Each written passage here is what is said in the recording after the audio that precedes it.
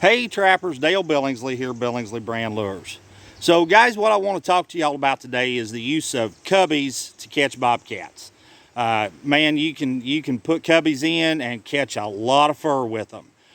Now the one thing I like to do with my cubbies is the one thing I don't want to do is put a top on them. I feel that it distracts that cat a little bit.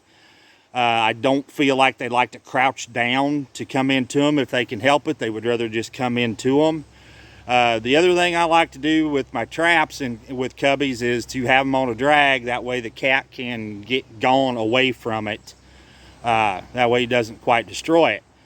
Now there is one tip that I would like to share with y'all on cubbies, and that is, if you can do it, if the landowner will allow it, pick up every artificial Christmas tree that you can get your hands on. Okay, those things, the limbs off of those artificial trees make amazing cubbies, and they'll stay there. You can put them in and they'll stay right there, and they'll last for years and years and years and years and years. And not only that, but a lot of times they've still got the Christmas tinsel and the sickles and everything still kind of hanging on them. Makes a wonderful, wonderful attraction for those cubbies.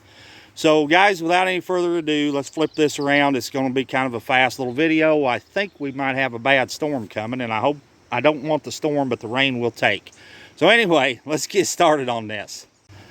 All right, guys. Now this is just kind of a throw together cubby I made out of cedar limbs here.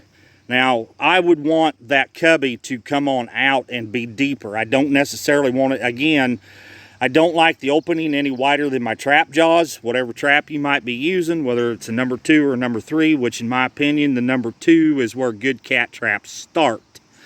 Now you can catch a lot of cats in 1.5s, I'm not saying that, but the number 2, if you can use it in your state, is far superior as far as size to start, because you've got a little bigger kill area, you've got a little bigger jaw spread, easier to bed, easier to work with, in my opinion, easier for the cat to hit the target, which is the pan.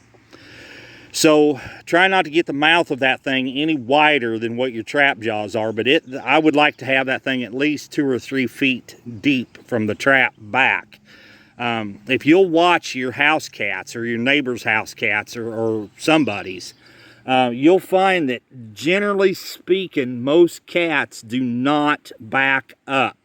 Okay, they don't come backwards. They come into an area, then they have to turn around to come back out.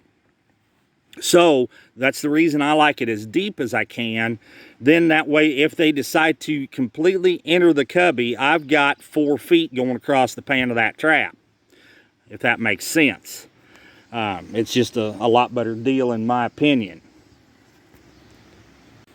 Now I'll kind of zoom in here and you can see my little guy I got back there. That was made for me, made and given to me by my good friend and subscriber to this channel, OtterCat. He made those little deals for me, and he also made up these feathers here hanging, and I'll show you. He's punched a hole through the shaft of the feather there and run a light wire and then a barrel snap swivel up there. Man, that thing just dances in the wind. Really a good attraction. And then there's, you've got your little guy standing back there. You've got plenty of good eye attraction there. Now, if you are not allowed to use feathers in your state, you can still make these deals up. If you have a color inkjet printer, just lay a feather up there on that thing and make you a bunch of copies on paper and then laminate them and cut them out, and you've got feathers.